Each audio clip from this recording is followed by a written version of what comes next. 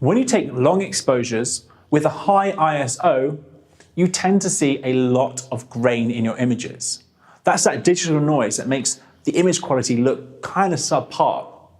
But there is a way to mitigate some of this noise, and that is to use long exposure noise reduction. The way this works is, if I was to take a 30-second exposure with the shutter open of the stars, my camera would take a 30-second exposure, and then with long exposure noise reduction on, it would take another photo directly afterwards, but it would close the shutter. So it's effectively taking a photo of nothing.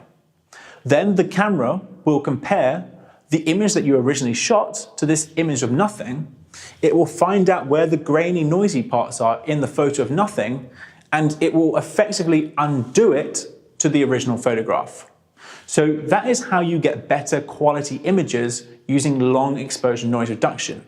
You don't need to worry quite so much about the noise in your photos if you use long exposure noise reduction. It's a really powerful tool, and a tool that people often don't realize exists. I will say one thing though, it's a slow process.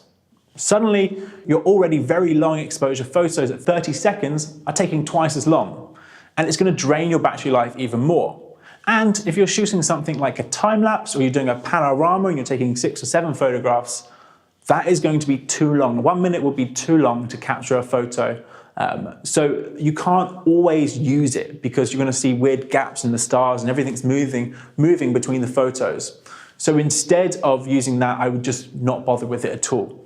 But when I am taking a nice artistic photo of the Milky Way, I will happily turn on long exposure noise reduction because I know I'm going to end up with better image quality. Thanks very much for watching. That's just one of the 7 keys to mesmerizing Milky Way photography. If you'd like to see the other 6, go ahead and click on the link below this video and you'll be taken through to a page where you can watch the whole video. It's everything you'd want to know to get started right away with Milky Way photography. Thanks very much for watching, and I'll see you in the whole video.